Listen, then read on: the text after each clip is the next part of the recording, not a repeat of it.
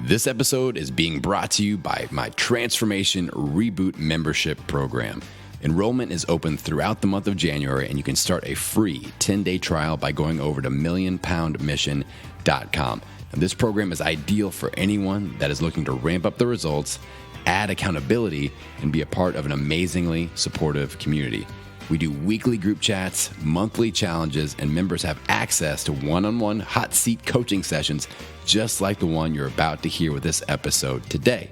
So head on over to millionpoundmission.com and start your free 10-day trial membership today. Now let's dive into this episode where you get to listen in on a coaching session I recently did with one of my Transformation Reboot members. All right, Chelsea, welcome to your hot seat session. What would you like to focus on today? Probably, oh, geez, that's a good question. I haven't thought about it. I guess just my eating habits. I don't know. Yeah. Okay. Eating habits. So how would you describe like the last couple of weeks? Like what's been the routine? What's the nutrition looking like? Well, I've been doing the intermittent fasting, and then I'm doing dairy free and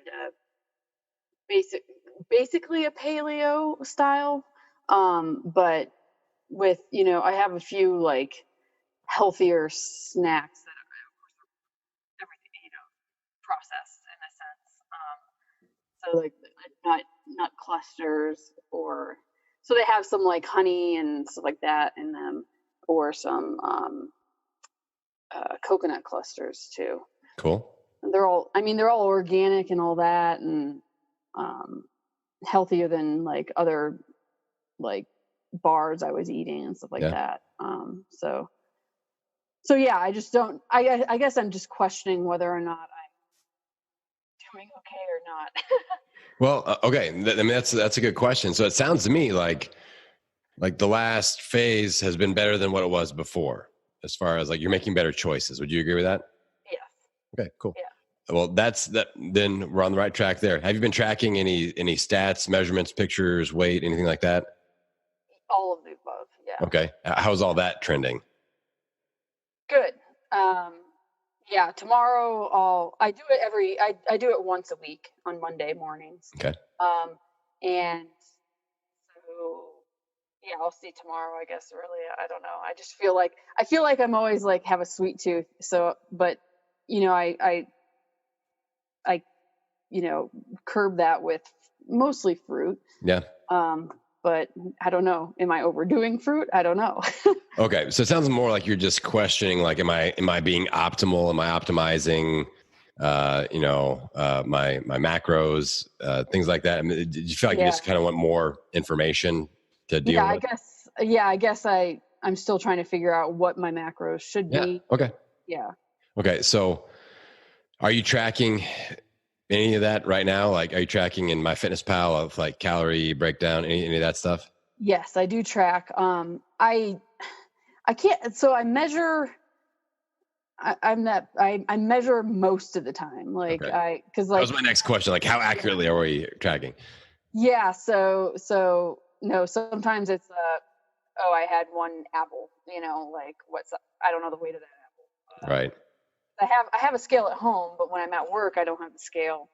And I guess I haven't been that good where I'm like, I don't know if I need to like measure everything before I take it to work and then have it written down. Yeah.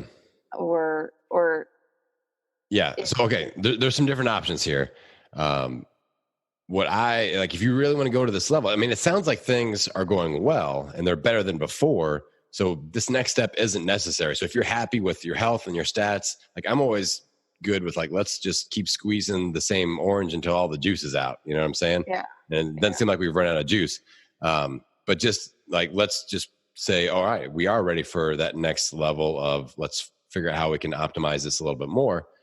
What I would suggest is go through a 2-week period, a 14-day period where you are like very seriously dedicated to tracking as accurately as possible. And it's not, I'm gonna do this forever. It's just like, I'm going to really dig in and figure out exactly what's going in my body, get some more data. That's where you can tag me in and come back. And, I have people in the group do this all the time and send me, your calorie breakdown, carbs, proteins, fats. And I can say, all right, here are some goals. And then we could set different goals based off of that. Once we have that, we could set a calorie range goal for the day. We could set a carb limit. We could set a protein goal. So, or all of the above. So at that point, the next decision is how intense do we want to get with limits or tracking? Do you want me to say, all right, Chelsea, I want you between 1,800 and 1,950 calories every day. I want you below 100 grams of carbs and over 100 grams of protein.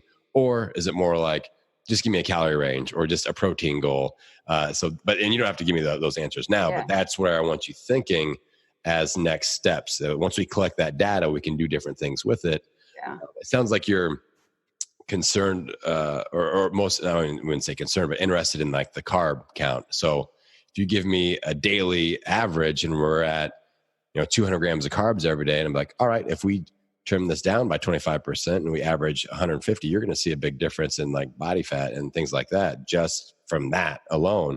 And we may not have to track calories or anything like that. So does that sound like we're going the right direction as far as just the way you're thinking? That's where I probably am. I just don't know, like, because I hate, like, I eat a lot of fruits and vegetables, and they add a lot of carbs. I feel like I'm not overeating them, but I look at it and I probably am near 200 grams a day of carbs. But the thing is, there's no rule that says that Chelsea can't have 200 grams of carbs. Like, right. The way you and your body react to those carbs will be different than me. Like, I can't eat 200 grams of carbs a day. I can barely eat 20 grams of carbs a day. But you are doing that. Like, what you're doing is working. So we can't label it and be like, oh, society says that 200 grams of carbs is bad, because the sources are important. You're getting good, clean, quality sources. It's more about finding different little recipes or programs or routines, whatever you want to call it, that work for you. And we know that what you're doing right now works. So we can kind of label that as Chelsea's intermittent fasting and clean eating focus plan. And you know that you have this routine that you're doing that you can always fall back on. But maybe you're getting ready for like a vacation, or there's like a wedding you're going to, and you're like, I got this dress thing, I got my arms got to look extra toned for. And that's when we kick in this other plan where we limit a carb count, or we limit a calorie range. And we know that takes you to a certain result as well. And we can label that as Chelsea's getting ready to be beach ready routine or something like that. And it doesn't, there's no rule that says that we can't bounce back and forth between these things. It's the right tool for the right job. But now it's just collect data and figure out what those routines look like. Like, we have the one that's working now. We know what that looks like. But we can collect data and create another one, and you have that tool that you can pull out at any time. So it's not like, I want you to do this forever, the rest of your life. Right. I need to stop thinking that way. Like, I've just been trying to find a plan that's easy for me to stick to, but then I need to, which makes sense, but also I need to remember that it doesn't always have to be that way. Yeah. We can always change things. And it sounds like right now you're doing a plan that works well and it's easy for you to stick to. So I feel like you found that, which is good. But then it does help to have like a leveled up game plan of, when you're ready to, like, you got a serious goal you want to get after, and like, all right. And with the scale, look on Amazon. I haven't purchased this. I just carry around. My scale is like the size of like a book, But one of my trainers at the gym found this scale on Amazon that it actually like folds out. Like, she can fit it in her purse, and it's a tiny little scale that folds out, and it totally works. You can weigh up to something like that's a pound. And it's got a platform. So I would look at like purse scale, or like small food scale, or travel food scale. Those are the key terms that I would search. And it wasn't expensive or anything, but that's something you could just carry with you. No, that's a good idea. Yeah. And just do a 14-day, let's collect data. And that way I can just give you parameters of, option A, option B, option C, as far as how intense you want to get. That way you've got those, and you can pull that out whenever you need it. Right. Yeah. So, and I think I actually, just this conversation, like, I just realized I'm happy with what I'm doing. Like, I am happy. Like, I've been seeing results. I've been, healthier. I can tell I can tell my body's getting the nutrients it needs. Like I have eczema on my elbows usually, and it's gone away. Nice.